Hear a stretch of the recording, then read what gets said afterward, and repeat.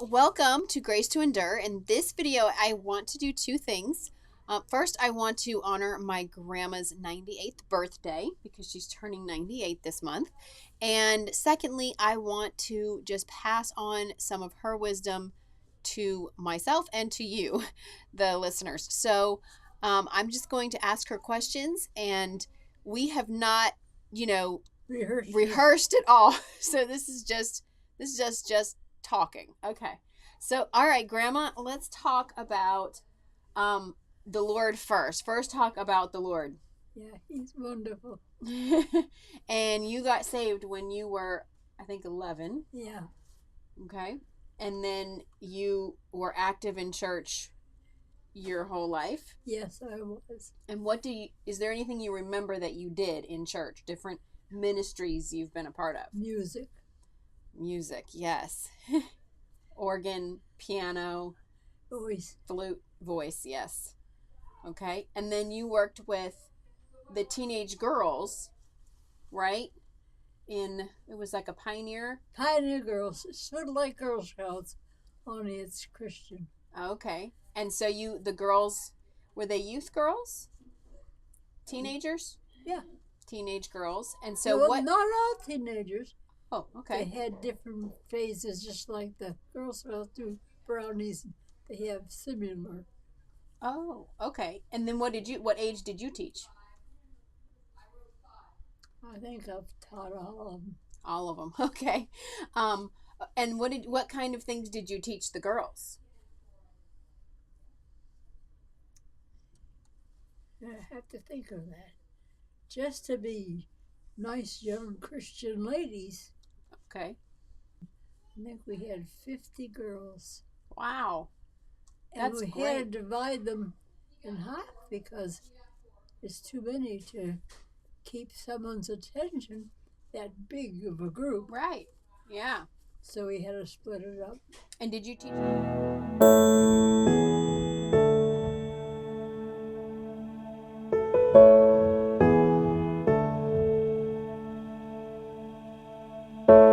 How do you love your husband? You know, if you have advice for you just love him anyhow. That's what I was aggravated with my husband one time. He did something wrong, and I missed something because of it. So I said to her, she was a preacher's wife. I says, "What are you doing with a guy like that?" She said, "You just love him." Oh, that was the best thing she ever could have said, because I was ready to hang him on a hook. Sure. And then also, something I remember you doing is you seemed to always greet Grandpa when he came. You usually greeted him with a kiss. Oh, yes. And when he'd leave, I'd give him a kiss. Even when you were aggravated with him, still give him a kiss. Yeah. And then greet him. So he always left with a kiss. And you made his food. Didn't you send him with food usually for lunch? Oh, always fixed his lunch for him. Yeah. Yeah. And then you kept the home, and then when he came home, I just remember you always trying to make the house nice for when he came home. Yeah. So it was a nice entrance. Well,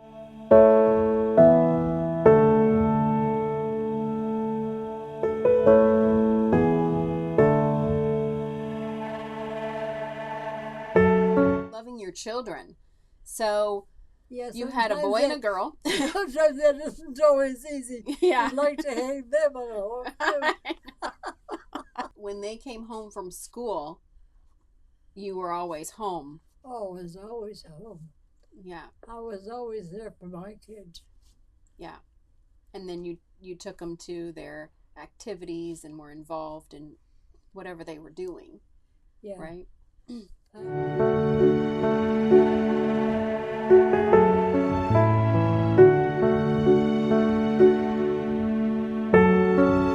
I always kept it tidy. Yes. Clean. Yes, very organized. And so I feel like whenever Grandpa came home, he came home to a place that was peaceful and loving. Yes. And it always smelled so good because you cooked all the time. Yeah. Yeah. I enjoy cooking. Yes, yes, I I know. enjoy making things and Baking. baking cookies and cakes. I made some beautiful cakes. Mm-hmm. Oh, they were 3 layers. Wow. Oh, that's great.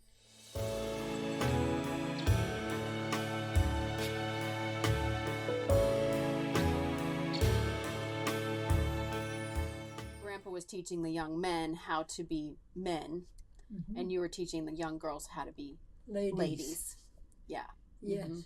I remember you always told me when getting dressed in the morning or for an activity to always dress appropriate for the situation you're going into. How would a lady dress for that circumstance? Yeah. And it always stuck with me to remember that as I got dressed each morning or for each event is how would a lady dress for that event. So if it's an outside event and you know you might wear something that wouldn't necessarily be a dress or a skirt because you don't want to be inappropriate.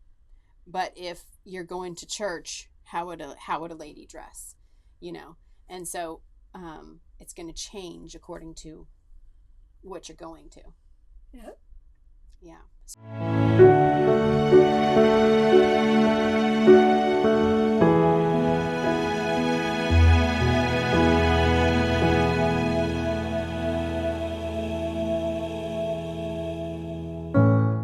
What did you do during the day? I know you're 98 and you've forgotten some of it, but do you remember what you filled your time with during the day? I always clean the house every day. You know, I tidied things, and I couldn't stand clutter. Yeah. I had to have a place that was neat, clean, and tidy. Mm-hmm. And then you always cooked. Everybody always had their meals, very healthy meals. Oh, yes. And you made bread. You made a lot of homemade bread and sometimes. Yeah. Sometimes I didn't. Yeah. Yeah. I got out of that habit. Right. Same with me. I go through times. So handy at the store. Well, yes, it is. I agree. So, okay, and then hospitality. I think that's another thing. Actually, let's get to that in a minute because I just looked at my notes and I realized, I need to talk about organization. So, how would you suggest getting organized? How do you organize your house or something? Well, you arrange it so it doesn't look sloppy I can't stand sloppy. So I would arrange it in a way that was easy to keep neat. Right. So don't do it in such an elaborate way you can't keep it up. Yeah. Something simple. And I know you taught me everything needs to have a place. Yeah. And that's when you're organized. And when you have your house clean is when everything is in its place. Yeah. Yeah. Because you taught me that when I was in high school. She taught me home ec. A proper place for everything and everything in its proper place. Correct. Yes. So to organize is to take the time to have a place where everything goes. Yeah. And then to clean it is to put it in its place and to make sure that the area that it is at is clean. Yeah. And not, germy and gross and scummy looking. Yeah.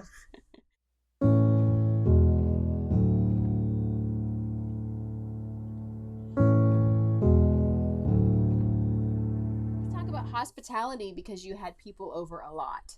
Oh my goodness. Yeah. So if there were pastors, missionaries, evangelists, pastors, just yes, and then people from your church, a lot came over, and family came over, and we just had people over all the time, right? Yeah. I mean, you had people over all the time. I lived right next door, that's why I say we, but really it was her. And so in having people over, what's something good to remember that you can think of? What was good to have when you have people over? What did you try to remember, like for those people? What did you try to have ready for them? I'd try to have a clean bed ready for them. Yeah. Then I'd cook. Yeah. Lots of cooking. And of course the house was already clean. So, yeah. And then kind of a willing heart. I feel like you just always had a willing heart that whoever grandpa or you invited over, they were always welcome. Yeah. Yeah. Oh, yeah. And then you always, you know, thought of a meal plan. You always had a meal plan written out, and then you'd Either put the that meal or in together. the back of my head. Right. That's true. I guess I'm remembering when she taught me home ec. We wrote it out for home ec, of course, because she was teaching me a class. So we'd write it out, and then do that. You have to, when you have a company, it's a lot.